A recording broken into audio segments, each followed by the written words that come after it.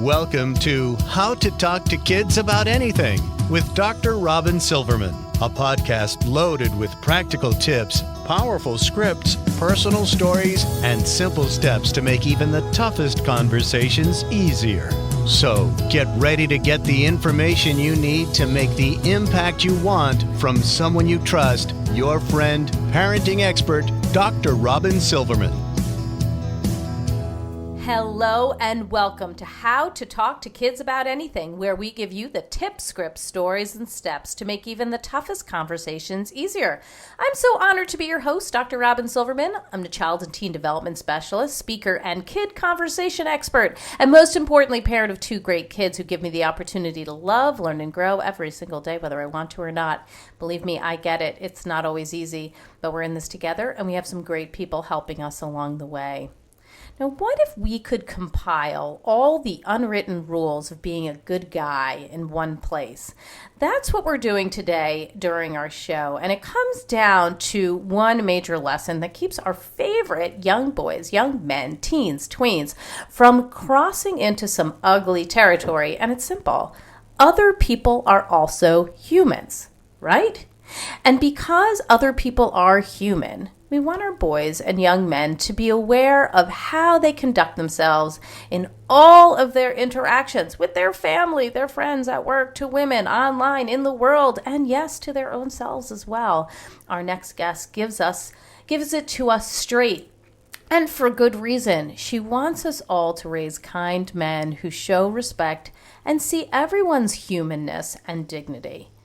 Kara Kinney Cartwright is the author of Just Don't Be an Ass, an a-hole, a surprisingly necessary guide to being a good guy, a frank and funny guidebook designed to help teach young men how to have positive interactions, make good decisions, and recognize when they are being jerk faces.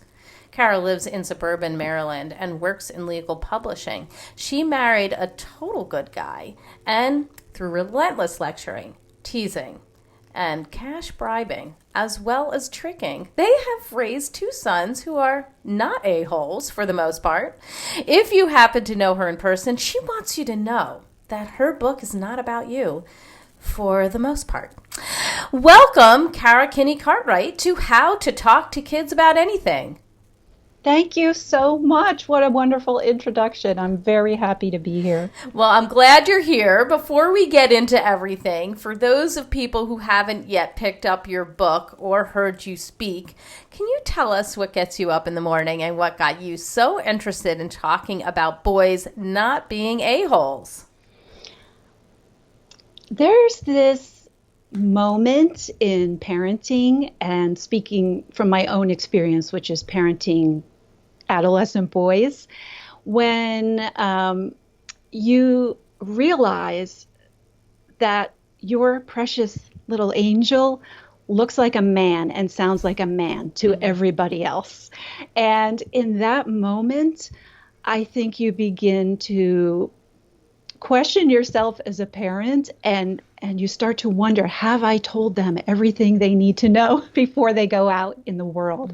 And it's that same moment, rather cruelly for parents, that teens are least interested in hearing what the parents have to say, and our time with them is limited, not only because they're so, well, in normal times, right? They're so busy. They're going to school, they're doing their homework, they're on social media, they're going to sports, doing other activities, they're with their friends.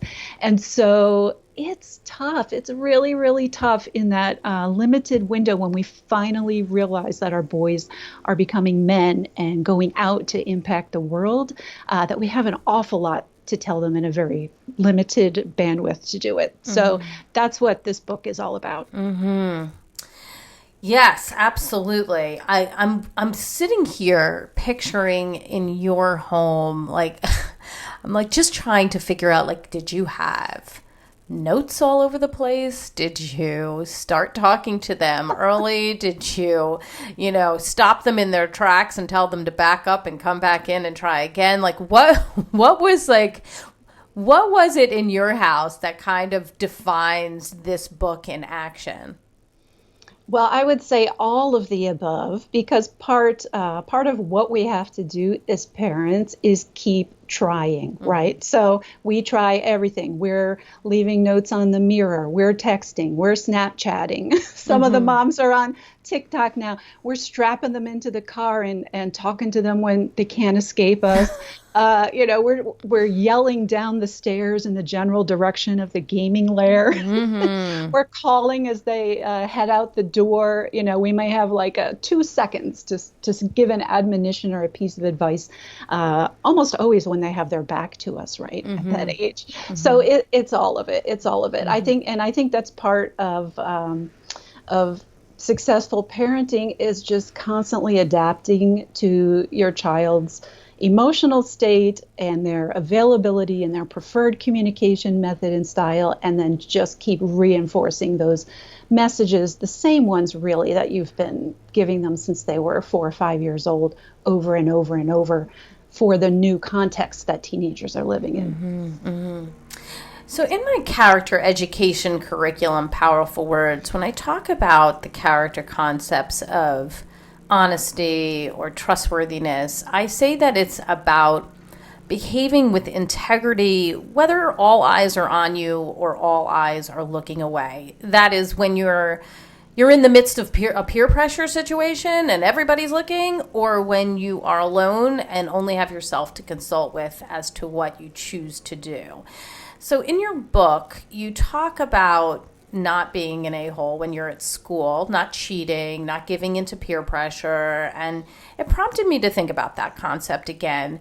You talk about weighing gains and losses, about perspective taking.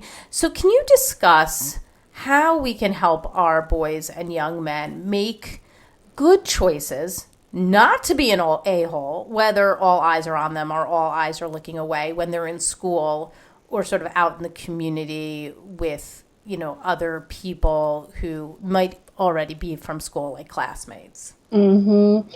So teenage boys, I think, have a lot going for them already, right? I mean, they're very smart, they're very funny, they're quick, they're very loyal to their friends.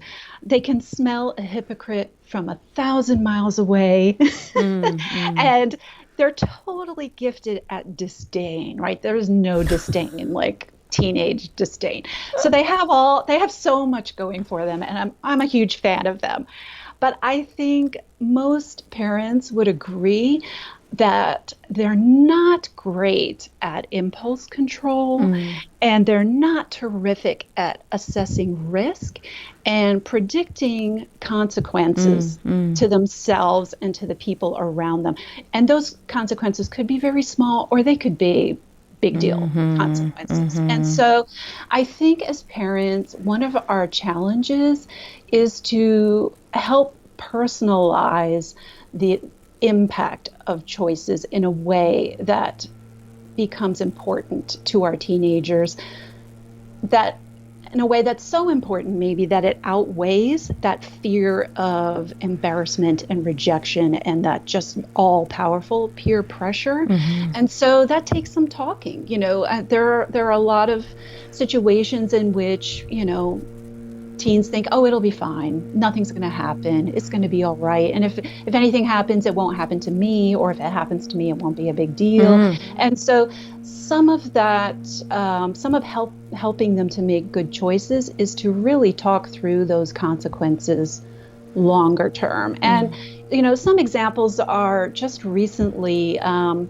as our country goes through this reckoning with systemic racism and white privilege, some teenagers are finding their college offers withdrawn because of things they've said on social media. Right. And at the time they were saying it, they thought they were in a privileged situation, and I mean privileged in sort of the secret way. Right, exactly. In that context, they thought they were among friends, and who would ever hear? And there's such a volume of social media. How would anyone know? But unbeknownst to them, people were taking screenshots and remembering that situation. And so that's the sort of example that I think can really have an impact on our teenagers. And in every decision context, we just have to search for a way to just really get their ear and try to personalize the consequences, short-term and long-term, so that they can understand how their actions impact not only others, because that's not always the most persuasive argument, but themselves in the long run. It's funny when you're just talking right now, yes, there's those really big situations that happen, and we should absolutely be using those kinds of things that are happening in our communities and in the news to springboard conversations. Did you hear about this? Or I had heard this happened in our community, and what you're describing actually did happen in our community, where there were screenshots taken of conversations and things that people were saying on Snapchat, and it got to people, and then there's now a lot being said about it and repercussions. And then there's the smaller types of everyday things that happen where we again have almost like a sneak peek into seeing what is going on with our boys in their heads, and that we can actually have some key conversations instead of getting angry, some key conversations about maybe some miscommunication that's happened. I'm thinking to myself, like in 8th grade, I remember when I forgot to do a homework assignment, and a friend of mine gave me, the opportunity to take what she had and write it on my own paper. And I was sitting on the hallway floor, and I was doing this 7th or 8th, and my teacher walked by and caught me. I still remember it completely. I remember the moment. I remember his face. I remember how I felt. I remember how he looked. And I'm glad that I remember all that, because of course that's that moment when you stop doing that. All you don't do that again, right? I mean, right. But when I'm thinking about it, and I got a 0, and I'm sure we talked about it, and I don't think that it went to my parents, but it is an opportunity to say, wait a second. I think somewhere along the line you got the message that it is more important for you to get this assignment in than it is to be an honest person. So Now we need to step back and talk about this, because one is not only wrong, it makes you into the kind of person you wouldn't want to be. And the other is a mistake that you could have come to me and talked to me about and said, I didn't finish the assignment. I missed it. And can I have some extra time, even though I probably am not going to get full credit? Isn't that correct? Yeah, that is just such a perfect example. How many times are we faced with a teenager who's made a bad decision? And as parents, we say, what were you thinking? Exactly. But we say it in anger. We're not really interested in the answer, right? Because we already have decided they weren't thinking at all. Right. But if we take the time, because, a lesson for me in writing this book and in my parenting has been, teenagers are people too, right? So we want teenagers to recognize the humanity in others. And as parents, sometimes it's really, we're trying to follow the playbook and do the right thing, and we forget that the person in front of us is also a human being. And so if we take the time to have that conversation and listen to the answer of that question, what were you thinking? Then we can understand not only the rationale, but the emotional place that our child was in when they made that bad decision. And they're learning. They're in that state of learning. And so there is a logic to it. Teen logic is not the same as grown-up person logic. And so if we take the time to hear it, then we can talk about two really important things. One is, okay, how are you going to make it right? Like, what you did wrong. How are you going to make it right? And two is, what's the plan for next time? So if you were overcome by peer pressure, or if you were faced by two really bad choices and you were trying to choose the less worst one rather than going your own way and making a new path, why do you think you'll be brave enough to do the right thing next time? Or what do you know now that will change your thinking when this situation comes up again? But if we skip that conversation, we miss the chance. I love that conversation, and we end up just repeating the do's and don'ts again, which wasn't effective last time, so why would it be effective this time? Right. So not allowing sleeping dogs to lie, and also being able to say, look, this is not a conversation to reprimand you. This is now a conversation to move forward from this. And, we all make mistakes. Now, obviously, sometimes there are going to be consequences plus this conversation. Of course that's going to happen. But if we want our kids to talk, we can't make those conversations so unpleasant and also make it so whatever comes out of their mouth gets them into more trouble, right? They're now coming clean about what they were thinking, and it's a time that we often have to reflect on the modeling that we've done or the things that we've communicated to our boys, and that's not always nice and pleasant for ourselves. So no, it's really difficult. Yeah. I mean, I don't want to make it sound easy, because it's not. Because if it's a like a major bad decision that they've made, of course. So we're angry, that this happened, and also we have bad feelings around our own parenting, right? Yeah, so we feel ashamed. We're questioning ourselves, and then we're blaming the child. I mean, it feels terrible. It's a fraught. It's a fraught situation. Yes. So it's not easy to just sit and listen and be calm. And so maybe multiple conversations need to happen. Exactly. Maybe you might have to step away at some point. Right. You might have to hear the thinking and then say, thank you for telling me that. I'm going to come back and talk to you after I have a chance to speak with your other parent. Yes. Or, I'm going to sit with that a little bit, and I just can't talk to you about it right now. We're going to talk tomorrow. Right. And sometimes that thoughtful resting period is also really effective for your teenager. More so than saying, okay, here's the consequences. You're grounded in this and that and the other thing. Sometimes letting them think about it and wonder what's going to happen next really gives them an opportunity to appreciate the impact of what's happened. Okay. So I want to just move to a different conversation because your book is set up to address all different areas of a boy's life. So we want our boys to be good friends to their friends. And we touched on this a little bit, but in many cases, I mean, really, we're not there to watch their behavior anymore. I mean, sometimes they're under our nose, but often not. And because this is no longer mommy or daddy comes along on the play date anymore. I mean, our kids are too old for that at this point. Our boys wind up making choices about borrowing money and paying it back, or bailing on friends or showing up, or being a good sport, drinking, countless other decisions. So what are the top lessons that we want our boys to learn when it comes to how they treat their friends or their friends' belongings, or who pays for what, and generally how to act so you don't wind up being an a-hole to your friends?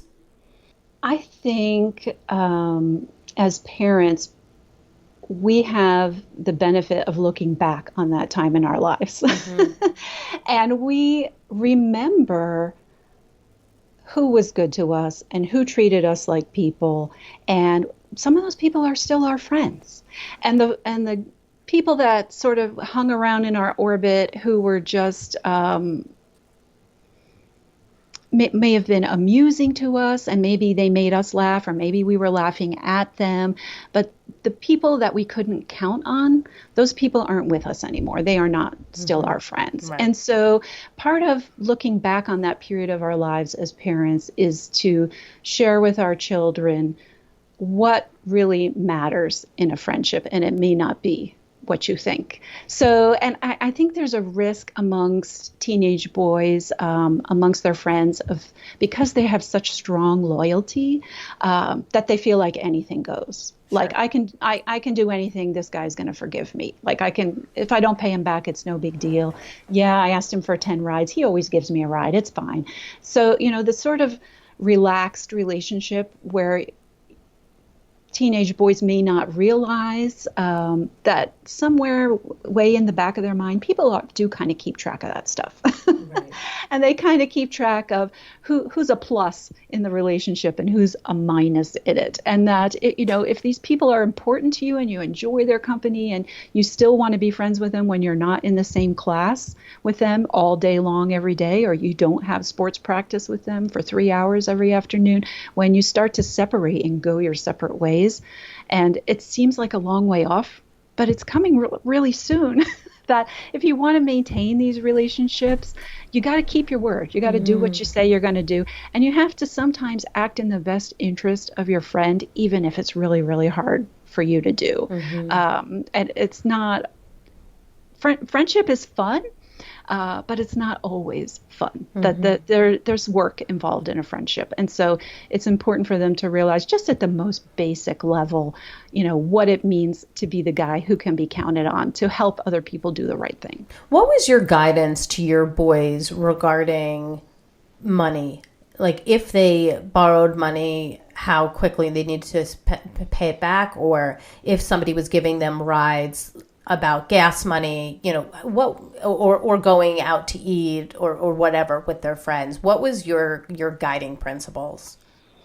I think the guiding principle is you pay your own way. You pay your own way. And I think maybe this even starts to happen in elementary school and maybe in middle school, where your child comes home with something from school and you're like, where'd you get that? And they go, oh, so-and-so gave that to me. Right. So that's a moment right there at that early age. Maybe you're in 3rd grade or 4th grade.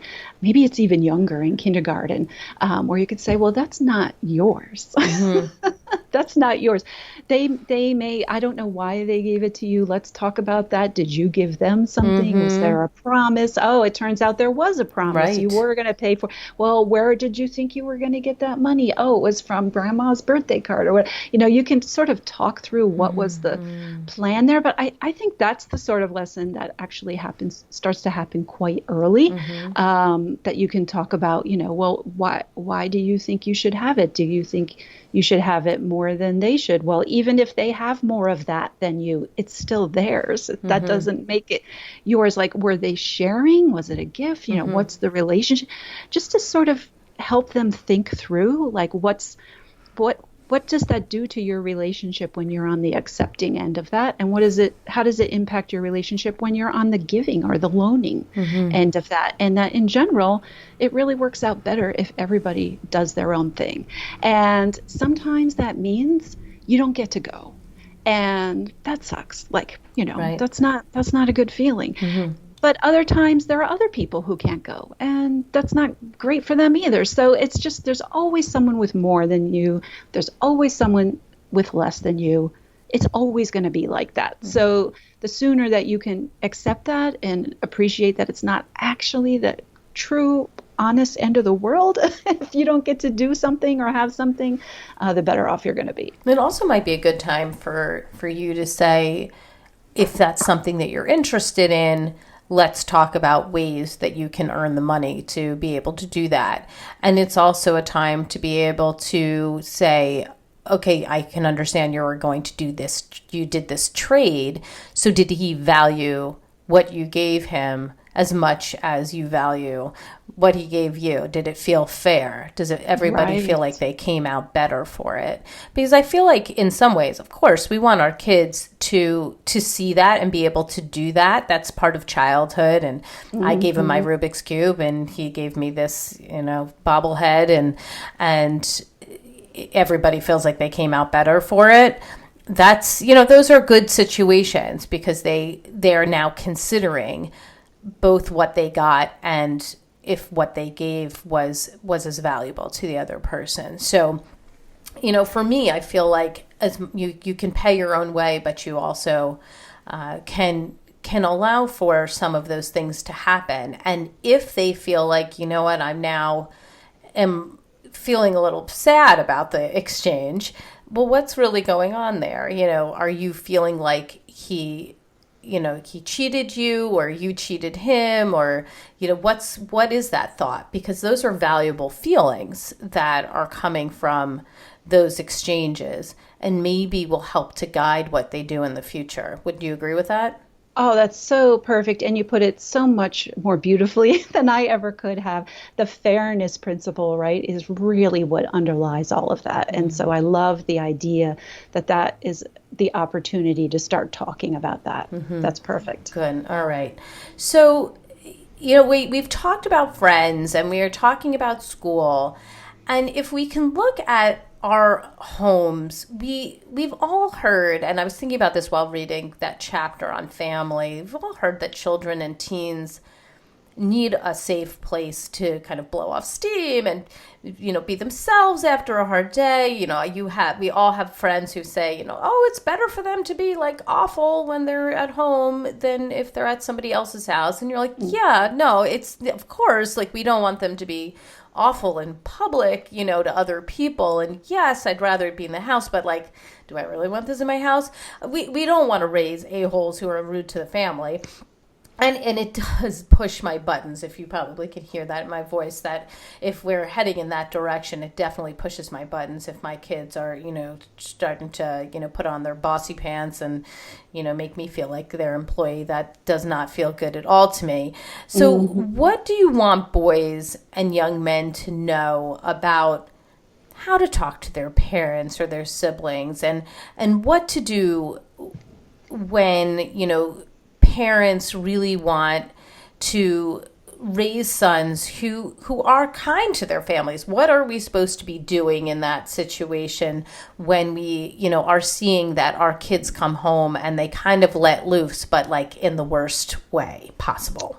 Oh gosh, this is so difficult, and more than anyone, like such a challenging dynamic, both for the parent, because of you, as you said, we work really hard to create a place where our children can walk in the door and be their true selves.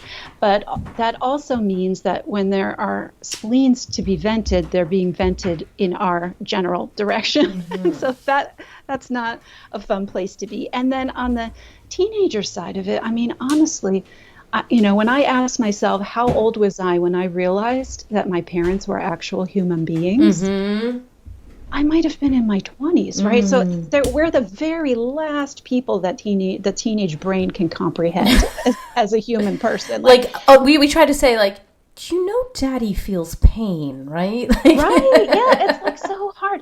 But, I'll say, I think right now in this bizarre captivity that we're living in right now, we have a real opportunity especially with our teenagers, maybe less so with the younger kids, to share our humanity with them by acting human in front of them. Because we're together, many families right now, depending on if the kids are online schooling or if they're remote working, I think a lot of young adults who had flown are now back, right? Yes, absolutely. because they're working remotely. So while we're all under the same roof, I think it's an opportunity to act like humans in front of our older teens and to share with them our own boredom and our own fear and our own frustration and our own worry. And maybe in that way we can begin to make some headway into like letting them see it, let the curtain fall, let them know that like we recognize and acknowledge what they're going through, and guess what? Surprise, we're going through it also with you, and you should be able to tell because you can see me doing it 24 hours a day. We're together here, and so I think in a way like this is a weird opportunity for this cohort of teenagers to maybe have a better and earlier understanding than we did growing up of our parents being human beings with much in common. Oh, it's a really valid with our point. Own kids. And so, in terms of what we want to accomplish, I think it's persuasive, and I think it was persuasive for my younger son.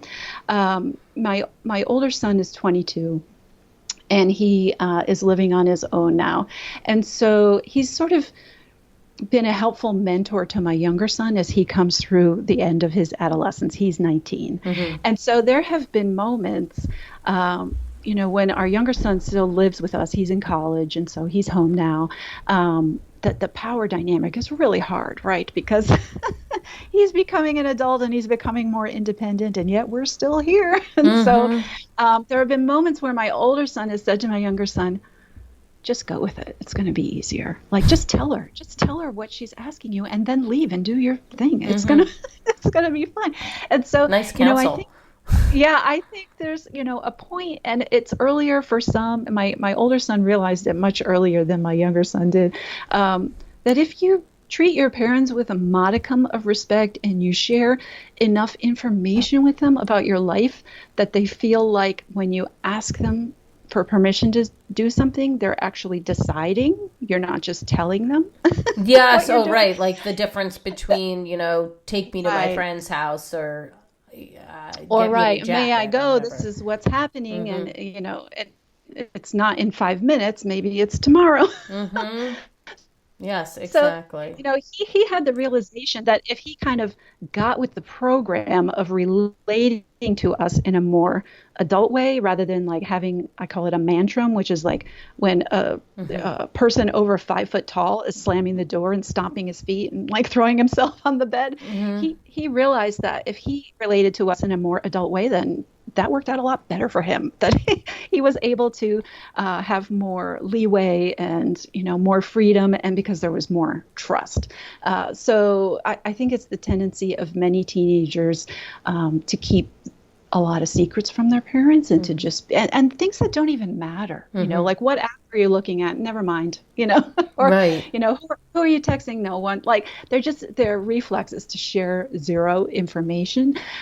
So I think if they can understand that if they give us a little, then that helps build the trust, right? So like if we can see them making good decisions. And I think many teenage boys are making good decisions, but their parents have no idea.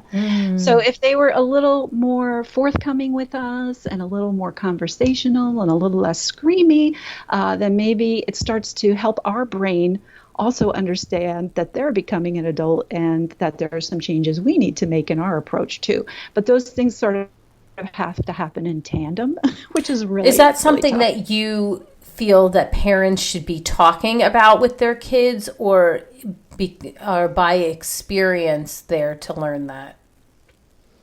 I think we should show our cards always. I don't think we should have secret tests that they don't know about. Yes. I think if we're expecting certain behavior in order to move to the next level of adulthood, whatever that means in our house, whatever privileges or responsibilities that means, we should say that out loud. We should say, if this is something you want to do, what I would really like to see first is you behaving in this manner. And so, or are you achieving this goal before we move to the next thing? Or, before you go to this kind of social event, I would like to see you be successful over here when we go to this family party, and maybe talk to the people. Okay. And be nice to your grandma instead of just looking at your phone. Like, I think we can set goals, to help them achieve the next level. And, if there are things that we think we ought to be seeing that we're not seeing, we should definitely say that out loud. It doesn't help anybody when we have some kind of secret expectation. Agreed. And I'm all about talking. So I would imagine that being able to say, thank you for sharing what you're doing today, with me. When you share details like that, it just builds our trust, and it makes me feel like I want to give you more privileges. That's exactly right. Right? Yep. We could be as honest and open when you're sort of catching them doing the things that you want more of. If my kid's away at camp and they write me a letter, oh, well, thank you so much for writing me a letter. I so appreciate getting letters from you. It really makes me feel this way, and makes me want to write you back as soon as possible. Everybody winds up benefiting. So what about, we're at the point where boys, they're growing up, they're, taking on jobs, they might have summer jobs, they might be doing, babysitting. The kid across the street from me right now is detailing cars. Some kids I know are lifeguarding. They scoop ice cream. They do stuff at takeout restaurants. So when kids get into the workforce, it becomes a time to grow up in many ways.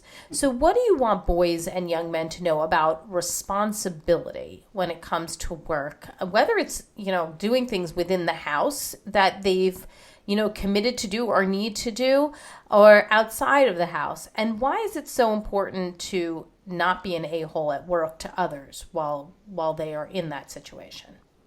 Well, first of all, I think it's terrific when teenagers have jobs. And in both of my boys, I saw a real jump in their maturity level when they started to work for someone other than us. Good point. And so, it really reinforces the lessons we've been trying to teach at home when they go out in the world and see other people's expectations. And they can see the difference between someone who's working hard and someone who's hardly working. And they can, feel in their heart how that affects them when someone on their team is not pulling their weight. I mean, it's just there's so many great lessons from going to work.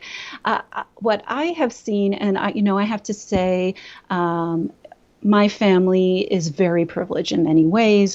We live in an affluent suburb. People are very highly educated. The children are very affluent. And so it's a big shock for a lot of kids at how hard you work and how little you get paid. Mm-hmm. And so, I think that's a really important thing to prepare boys for, because they, parents have worked hard for a really long time to provide kids with what they have. And because we don't work in front of them, well, except for now, right? Now, everybody's like, this is a big lesson. Yes. All the kids that are at home seeing how hard their parents work and what work consists of and what it sounds like and what it looks like. That is like an amazing lesson. Mm-hmm. But in a normal situation, that's invisible. That's invisible to the kids. So they don't really expect it to be that hard because they don't think very highly of us, honestly. Mm-hmm. And so, I think that's something we really have to prepare them for, and to say, when someone's your boss, they're the boss.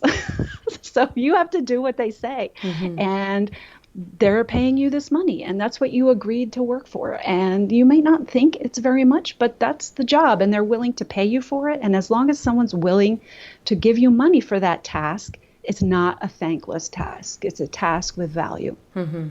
To the person who's paying you, to the people on your team, to the customers you're serving, mm-hmm. To a variety of people, including yourself, because you're going to get paid. And so, those core values, whatever they are in your family. In our family, one of our Cartwright rules is we do what we say we're going to do. Yes. That's just the rule. If we say we're going to do something, we do it. And so, when you're at work, if you say you're going to do something and then it turns out to be way harder than what you thought because you never did it before, so you didn't really know what was involved, or, you can't count on the other people. It's like every group project. Yeah, no kidding. It's happening in the workplace. Or you didn't have what you needed, whatever the reason, you said you were going to do it. So you got to find a way to get it done. So, I think there are a lot of really, really great lessons for boys to learn at work. But I think as parents, it's our job to kind of prepare them for what they're going to face. I think many teenagers today are very surprised by how hard and boring that first job is. Mm-hmm. So I think we can shed some light on that and maybe help them to understand how treating that first boring, hard job with respect and hard work is what gets you to the second, less boring, less hard job. I thought that was really important in your book that you talk about that. I mean, it's not a consequence in the same way as you often think about consequences, but it is exactly a consequence. When you are kind to others and you work hard and you're known for working hard in your first job, then the consequence of that behavior is that when you're able to get a second job, a recommendation. You obviously learned your lessons. You have a reputation, and all of those things bring you to the next level. So I really appreciated that. We've spent some time on this podcast talking about boys and men and how they are treating girls and women. With Richard Weisbord of Making Caring Common at Harvard, we talked about misogyny and how boys can have respectful romantic relationships with women or not. If you're in a relationship with a woman, if that's something that you want right now, like there's ways that we act, there are ways we don't act. We've also talked about the dangers of porn with Gail Dines, with Peggy Orenstein, with Kara Natterson, for setting up expectations that actually are dangerous and wrong in sexual relationships between men and women. You talk about good ideas and awful ideas when it comes to the ways boys talk and behave about women or towards women. So what do you want our boys and young men to know in this regard? I think it's so important, and I know you've talked a lot about this on your podcast, to give them the script. Yes. Because there's so much in the atmosphere right now about misogyny and feminism and respect for women and romantic relationships, porn, everything you just mentioned. Mm-hmm. But I'm not sure if that always translates to knowing what to do in a particular moment. And so I think, what I attempted to do in the book is reflect all of that, all of those standards that you just described, all of those worries, all of my hopes for my boys to have healthy and happy relationships, basically into do's and don'ts. Mm-hmm. To say, a boy might think like it's a great idea to surprise a girl at 9:00 at night by waiting by her car in the high school parking lot. Like, right? Like, you might think that's romantic. That is not cool. Like, don't do that. Don't do that. They have to get over the shock of having somebody there. Yes. Right. And even just, explaining, like, if someone goes, if you're in a physical relationship and somebody goes, okay, I guess. Like, that's not the same thing as saying, oh, yeah, I really want to. Yeah. Like, there's a difference between okay and yes. Like, I think we need to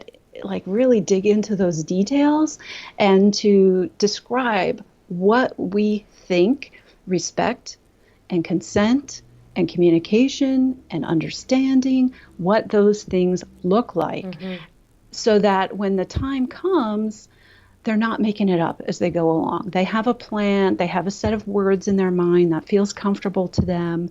I mean, as comfortable as can be, right? Mm-hmm. In that awkward dynamic, that awkward situation. I mean, they're talking about two double awkward dynamics. Right. One, that you're talking about this with your parents at all, really unbelievably awkward. And number two, that you're actually in this situation with somebody who you want to have a romantic relationship with, and you actually have to say these words out loud and have this exchange. Like, both are awkward. Both are uncomfortable. It's all extremely awkward. And as parents, in my family, humor and teasing, like, that's our love language, right? So that's the kind of family we have. And so, we can sometimes use humor to open the door to bigger conversations about these topics, and also to reinforce, after you have that big awkward lecture, you can maybe use a little humor to reinforce the lesson on the way out the door. And I'll tell you, there have been times where my sons have walked out the door and, they're going to some kind of co-ed event, and that those teenagery things they do that, like, get your mom spidey sense, like edgy, because you're not sure, the details are kind of hazy, and he'll be going out the door and I'll say, breasts were not created for your amusement, sir. And he knows exactly what I mean.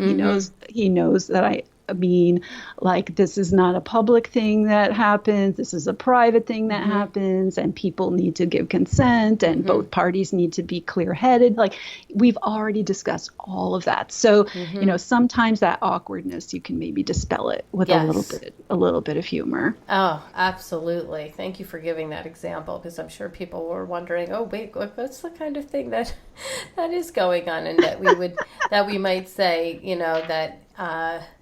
that would be something that, maybe somebody else could say in their house. It is a hard conversation to have, and there are many of them that we need to have, and from a young age. But it is something that has to happen in order for our boys to be getting the correct information and being the trusted source, because we are. They do want to have these conversations. Studies tell us that boys and girls, teens, want to have these conversations with their parents. They want to get the correct information, but we often let it slide because it feels so awkward having it. And I have to say that while you're in the conversation, it's kind of like when you're doing most anything, like when you're on stage, like you're going on stage and your stomach feels terrible when you're about to walk out there. But like once you're in it, it actually isn't that bad. Cringy is good, right? Like those cringy situations. You're doing something right. Like, don't you feel like you're at the utmost of parenting when that's happening? And we're modeling how to have a conversation when we're not 100% sure of what to say. Yes.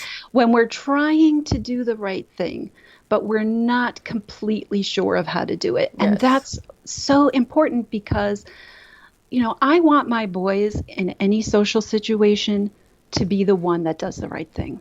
Yes. And to turn the tide, to bring the guys around. And it's not always easy to do that. And you don't always know how to do it in the moment. Mm-hmm. So if I can model for them being uncomfortable and doing it anyway on the other side, yes. And doing it, like if I can model calling another mom that I don't know, that I feel nervous about asking, are you going to be there? How many kids are going to be there? Mm-hmm. How many parents are going to be there? Will they be in the basement? Is there going to be alcohol? Who's sleeping over? If I can model standing up for them and doing the right thing, if I can model getting through an awkward conversation with them, then maybe they, having seen it, will be more willing to do it themselves. Very good point. So, I have like all these other questions that I want to ask you, but before we get to the final one, because we don't have all the time in the world, but I could speak to you all day. Oh, that's so kind. Yeah, could you just say a few words about, because a lot of what you're talking about is really in person, but, kids are online more than ever now. And you even say in your book, if in just a few clicks you can find a pocket of people who validate any terrible inclination your neurons misfire, it can be tough to notice when you've drifted into a-hole territory. And I agree with that. So what would you say are like your top 3 rules or guidelines that you would want our boys and young men to follow so that they don't end up to be like a troll, a lurker, a liar, or general a-hole online? Oh, this is like and this isn't just a teenage problem. This is a society problem, right? I mean, this is a major, major problem. So, I would say the top 3 important things for boys to know online, and some of this, they know it and they're better at knowing it than we are. And the first one is not everything you see is true. Mm-hmm. And my sons in particular, having grown up in the digital environment, mm-hmm. they believe almost nothing they see. So mm-hmm. that one, I think a lot of teenagers have got down. Number 2 is if you have to hide the fact that you are participating in this community, you need to do some thinking about why that's the case. So if you don't want your parents to know what subreddits you're on, if your grandma walks by and says, "Oh, what are you looking at?" and you can't say it, you need to ask yourself about why that is. I love the grandma test. I tell that to my kids all the time. Yeah, if Grammy was sitting right here, would you be okay with what she heard or saw? Yes. That's right. That's a good one. And then I guess the third one would be are you spending your time wisely? And so, if you're spending a lot of time inside a particular community, what's the end game? Like, is it for entertainment? Is it for validation? Is it a community that takes action in some way in the real life community? You should, as a rule, although now we're, everything's upside down right now, but I think it's good for teenagers to have more in-person relationship time than online relationship time. And so if they're retreating from their in-person relationships to take part in some online community, I think they should really think about whether this is a good use of their time and talent, and what are their personal goals, and is this helping them get there, or should they be funneling their time into something else? I love all three of those, and I think that is really important for our kids to consider. Give us your top tip. What do you hope our listeners come away with after listening to everything that you've said today about how to make sure they're raising boys and men who aren't becoming a-holes? I think we need to meet our kids where they are. And so, I said in my family, we use a lot of humor. If your child has anxiety, you cannot, burst into the rec room and say, if you don't get your act together, you're going to end up living down here and I'll have to wash your underwear forever. Like that doesn't work for that child. So you have to know your child, and then you have to keep trying. I would say just keep trying. Like you know your family values. You've been living those values out loud in front of your teenager for many years by now. So if you're an engaged parent who's listening to this podcast, I want you to know it's going to be okay. And it's not, once you're in teenage mode, there are a lot of big, important conversations to have, but you have already done so much work to importing your values to your child and living them in front of them. And in many ways, you're in reinforcement mode, which I think is a really good place to be. Well said. Thank you for that. Give us the resource of the week. Where can we go to get more information about you and your book and the things that you're doing around this very important topic? I'm looking because I'm trying to remember. My website. So if you go to PRH, that stands for Penguin Random House.com/justdon't, you'll be able to find a sample chapter to see if this is the right thing for your family. You can listen to a sample of the audiobook, a description about the book, a little more about me. So that would be a great place to start. Excellent. Well, thank you so much for your insight and your strategies and your scripts. Talking about these things are so important. We want to raise boys and young men who are wonderful additions to our families, our society, our schools, our workplaces. And I have no doubt that those who are listening are on the right track, but we all need help in all these different areas. So thank you so much for being here today. This was so fun. Thank you very much. Well, I thank you as well. And I've got my takeaways, and sweet friends, I know you have yours. So let's discuss them. Come up on Facebook. We can go to the Dr. Robin Silverman page, or let's chat about it at drrobinsilverman.com or twitter.com/Dr. Robin. I'm also on Instagram under Dr. Robin Silverman. And if you love this podcast, I hope you'll go up to iTunes and rate and review it. I can't tell you how much it means to me that so many of you have gone onto iTunes and given that fabulous 5-star rating. I so appreciate it, and I don't know if I say that enough. So thank you so very much. I love reading your comments and what you've gotten out of these podcasts. It means the world to me, and it also really helps people who are on the show to get more visibility so that people can use their strategies in their own homes. So I truly appreciate you doing that. That's all the time we have for today. My fellow parents, leaders, and educators, thank you so much for tuning in to How to Talk to Kids About Anything. For more information on books, articles, speaking engagements, or curriculum, please visit drrobinsilverman.com. There's so many great podcasts up there, and the show notes to this podcast are up there as well, in detail. And I look forward to weathering the storms and enjoying the sunny side of life together. And please remember, even on the days when you fall short, you've got this. You're here, you're getting the information you need. I know it's not easy, but never forget there's always tomorrow. Parenting is the ultimate do-over. I know you probably heard something today and you're thinking, yep, that's an area we need to work on. Yep, that's a conversation we need to have. Or I had that conversation and it was not a good one and I really need to do that again. That's okay. You can do it again. Every single day is a new day to try again. Every single moment, you have a new opportunity to do it differently. I see you and I'm right there with you. And as there are moments when we doubt our know-how, our choices, and our sweet sanity, please know you are 10 times the parent you think you are. Until next time, this is Dr. Robin Silverman with How to Talk to Kids About Anything. Please tune in again and keep connecting through conversation. See you next week. You've been listening to How to Talk to Kids About Anything with Dr. Robin Silverman. For more information on books, articles, speaking engagements, or curriculum, please visit drrobinsilverman.com.